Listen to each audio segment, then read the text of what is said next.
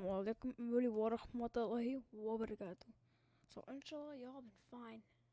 But in this video we'll be demonstrating about the goal for Ramadan, which is starting on Sunday, March 10th. And I hope you guys are excited for Ramadan. And that's just one thing we're gonna be doing today, is to provide you guys with the goals you guys need and all the hadiths and tips we'll be giving for Ramadan. And this video, let's get to the video. Bismillah. So first one, we're gonna be giving 25. So number one goal is to add sunnah or nafil prayers. So if you're adding sunnah prayers at first, you need to say Fajr, Maghrib, Salah. And you're still doing more than when you pray your Fard prayers alone. Please make this a habit to pray and move to the next prayer. So if you're doing it alone or with another person, it doesn't matter. And make sure always to do this niyyah, intention in your heart, not by saying it, but just do it in your heart. Just do it. So this is how you're gonna do in the masjid, or you're doing at home, and this is how it is. So make sure you always pray on time. Do the sunnah prayers or nafil prayers. It doesn't matter. So that's number one. Now let's go on to number two. For instance, even a half to 1 hour in your day of Quran recitation. So always tell ourselves if it is important, as cooking for your family, helping the poor, charity each day. You have to do it in a nourishment for the mind. So you should include your kids, family. So make sure you're providing your friends, family, uncle, brothers and sisters. And we have to make sure we're providing things for our family and our brothers and sisters. And always recite Quran every single day for Ramadan. And we should have our kids doing this too. But if we're too younger kids, then we don't have to. Then the kids don't have to do it, because they're too young for this. So this is what number two should be. Now let's go on to number three.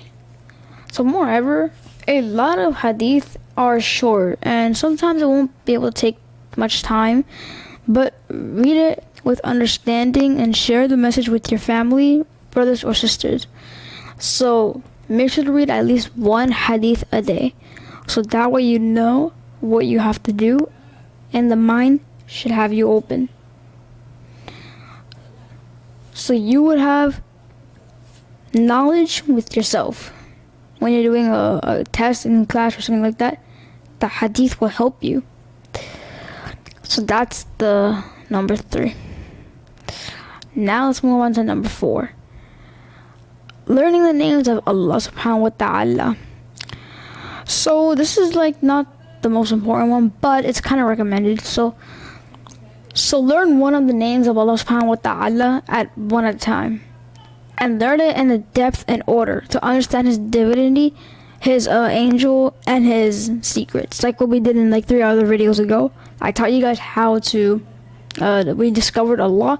So like I said, He's the God of us, not like Jesus. Jesus was like the messenger. He's a messenger of God, but there's only one God in this prophet. So make sure you're doing learning the names of Allah every day, like Ar-Rahman, Niyama, things like that. So just do that. So that way you're able to call Allah His favorite names and beautiful names. Astaghfirullah. So now let's move on to number five. So learn about the Prophet sallallahu alaihi wasallam. Learning about the Prophet sallallahu alaihi wasallam is to learn something about our beloved Prophet sallallahu alaihi wasallam, to appreciate his fine example and develop the impeccable character. So to learn about what the Prophet said and tells us what to do. And we should appreciate it by intention. So this is how we learn about Prophet. Number 6, perform a charity and feed poor people. So this is like the most important one, because giving charity to family, sisters, brothers, and poor, that actually is a good deed for you. It takes you straight to Jannah. So even just to smile when you don't feel like it, or a word phrase to someone when you're out doing your errands, still, nothing to worry about. You're doing what you need to do. And this is how charity works. So give money, and remember, saving money is kind of haram, because if you're earning money in a haram way, that is sin, like major sin. So you want to make sure you're earning in a halal way and giving it to charity.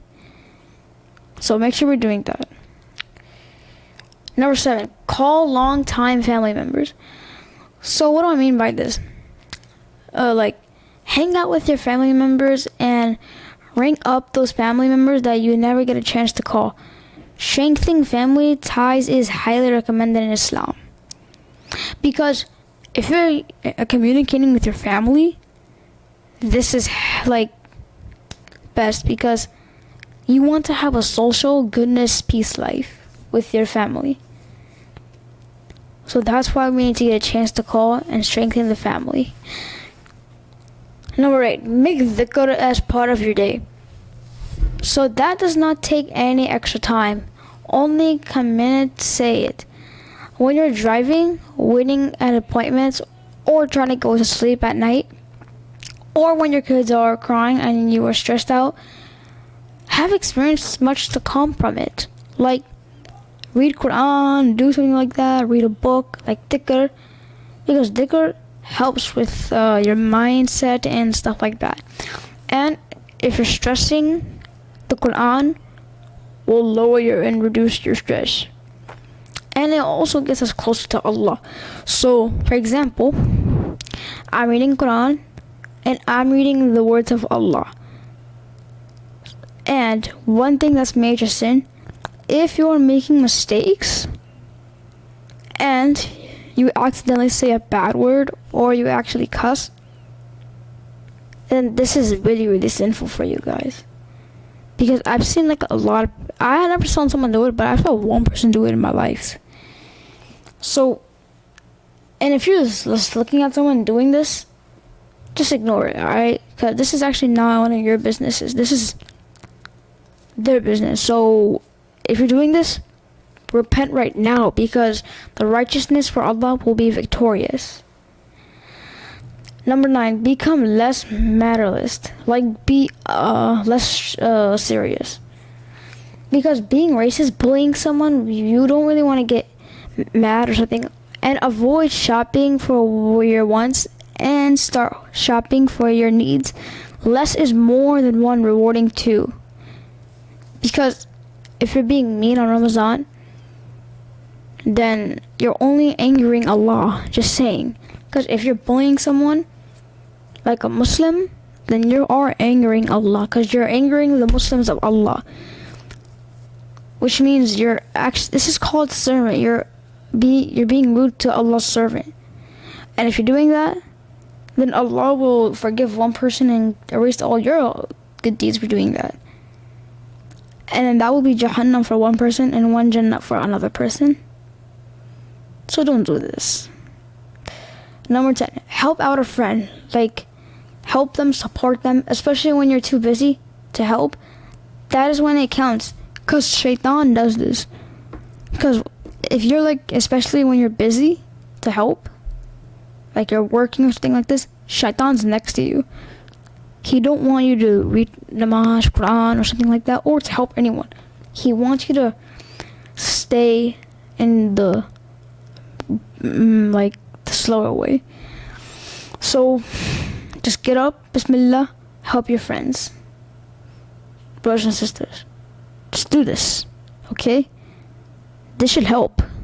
for everyone in the world that are Muslims in this dunya.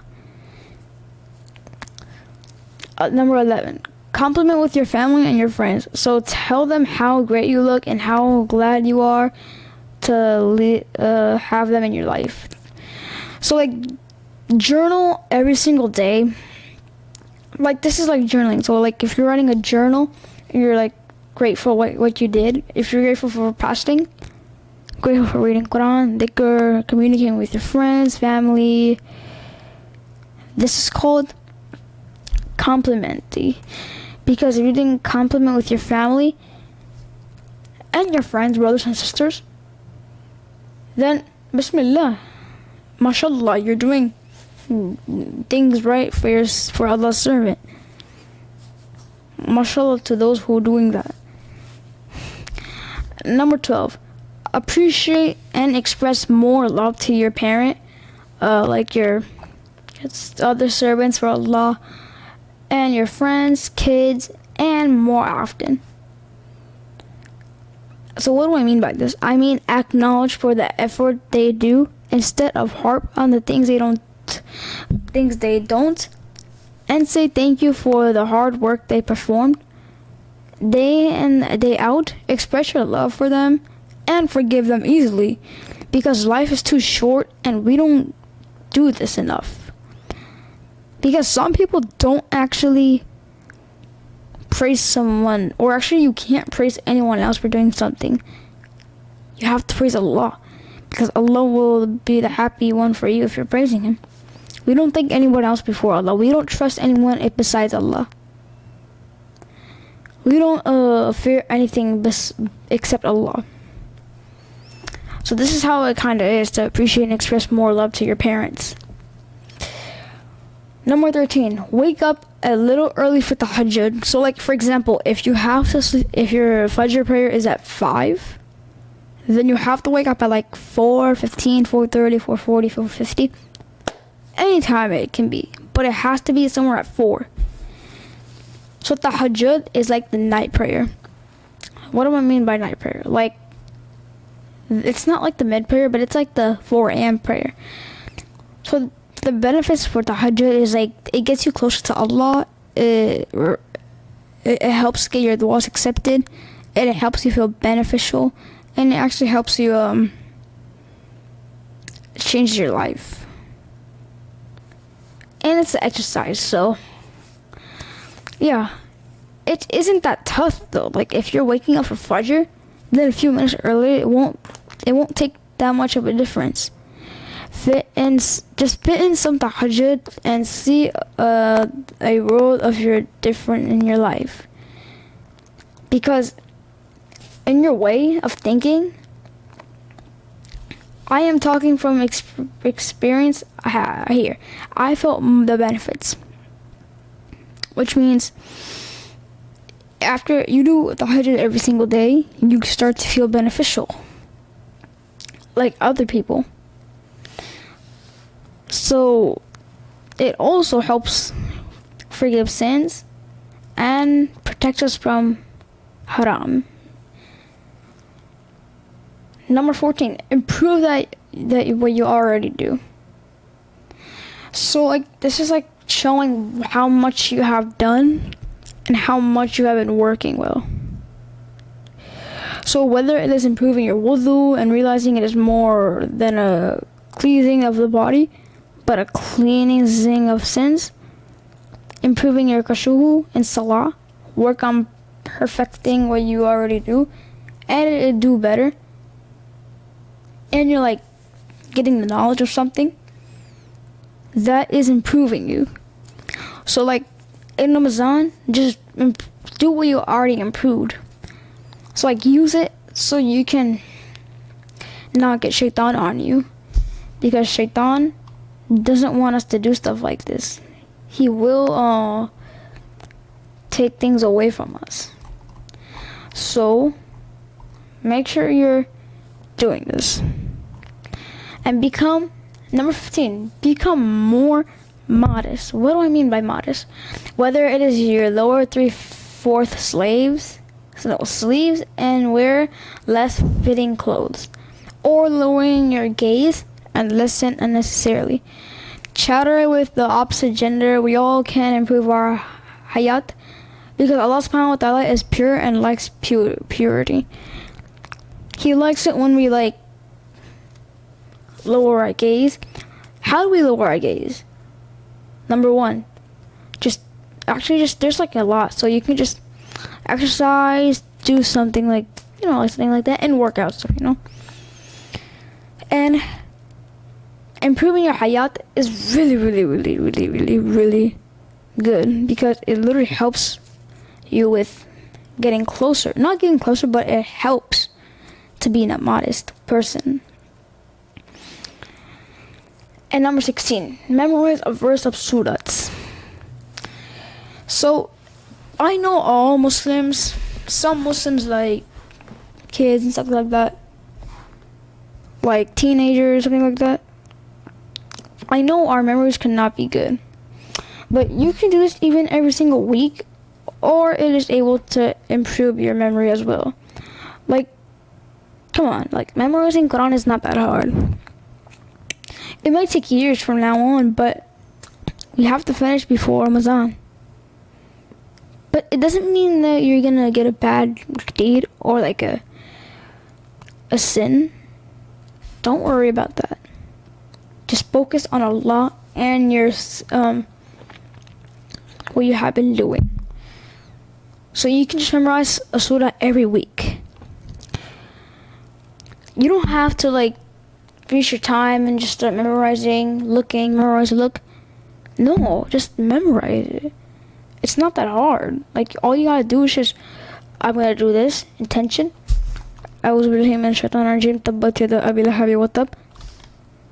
Like this. So this is not gonna take too long, guys. Come on, this is not hard.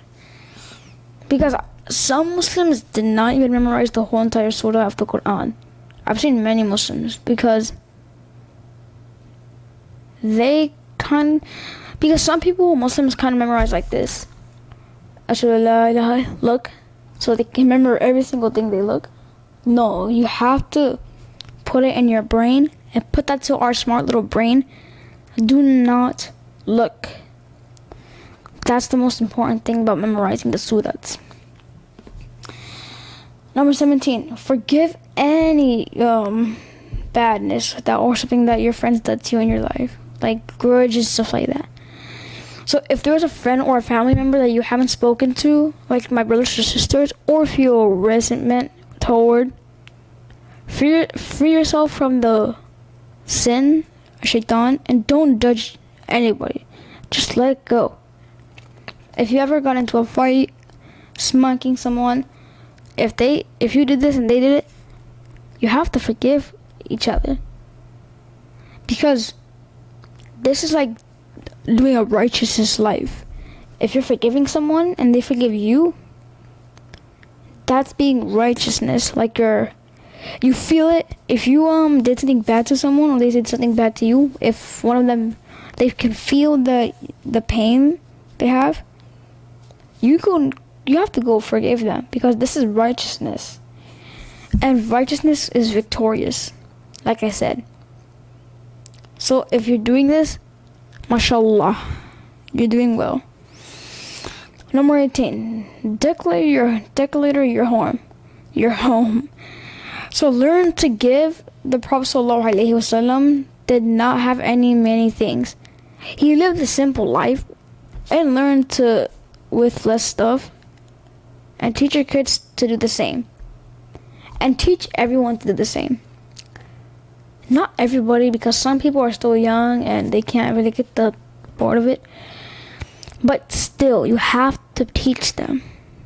So this is the right where we get a goodness life, because after Ramadan it's gonna be different. Number 19, give something you love. So the Prophet ﷺ tells us to give of what we love. It is not an easy thing to do, but you feel it as so good you can overcome your nafs, and the reward is immense. And is imminent, inshallah. So give something you love or something that you want to do, something like that. Like nafils, praying, stuff like that. Number 20, talk to Allah subhanahu wa ta'ala about everything and anything.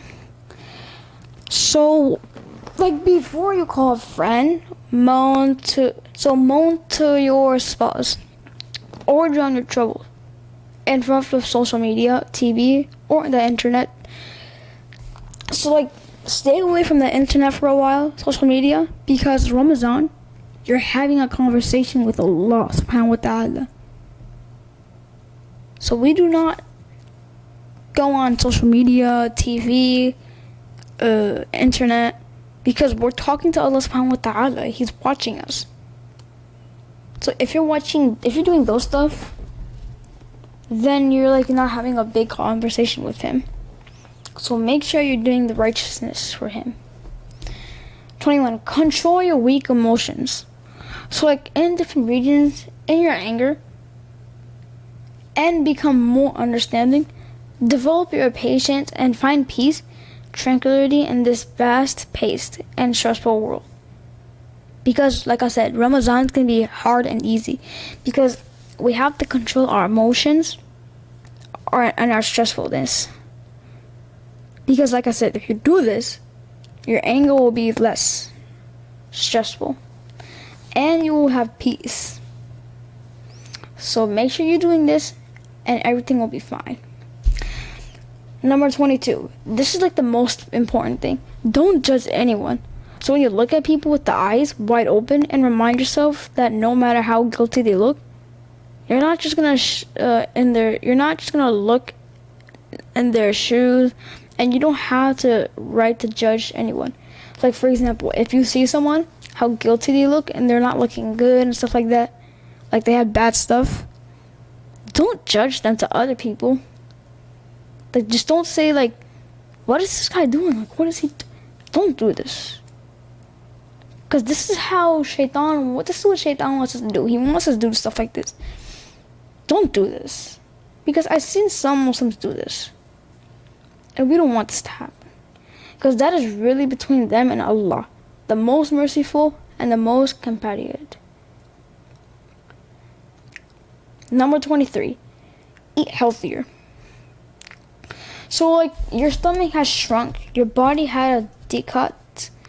Don't start loading it with other year of junk food because like a year passed and like other years you eat food. Don't eat junk food like cake, sweets, stuff like that. No. Eat healthy and be aware of what you're putting in your body and pick up some exercise goals along the way. So that way you get your energy for Ramadan and always make sure you're doing it. Number 24, listen to a scholar online. So even if it's just 15 to 30 minutes at home at a time, become a seeker of knowledge. So for example, after Salah, make a dua and say, Rabbi zidni ilma. Oh Allah, increase my knowledge, the most merciful. So you can gain so much by just listening to a scholar of knowledge, but I cannot express how I have benefited from this. Because the things I used from this years ago with Ramadan, it helped me. Wallahi, this is helpful for us. Number 25, which is the last one. So guys, we're on the last tile, and which is unplug more often. So this is like the most important pillar. Unplug more often. So like, so I've been seeing Muslims like go on their computer, phone, watches, and stuff like this. Races that need to check your phone as too often or browse social networks at a time is wasting. Because you're wasting your time on your phone and you're getting stress. It can cause stress if you're going on your phone. If the brightness is up, it causes stress. So just put it down a little so you don't have to have stress. And use your time wisely and set specific times to read important emails and texts. Only read emails and texts the ones that are important. And don't let it control you. And don't let shaitan come to you and make you do this stuff. And try it. Just try it. Dear friends, it can be done. Why limit your goals to Ramadan alone? If you start now, it won't seem daunting. Maybe next time Ramadan, inshallah, your goals can go much smoother, leaving your feelings less hopeless. I know I'm excited to see it go through it too. Simple. So make sure you do this to other people. And last thing I want to say, you guys, make your Ramadan run smoothly, because it's going to be for a month. And get your guide to a healthy Ramadan, 100 plus recipes for Ramadan, and healthier things you can do and less bad things you can do. Alright guys, so that was the end of the video. So I hope you guys are ready for Ramadan, and always make sure you stay blessed for what you have done, blessed for what you have, and I'll see you guys at Ramadan next time. Allah Hafiz.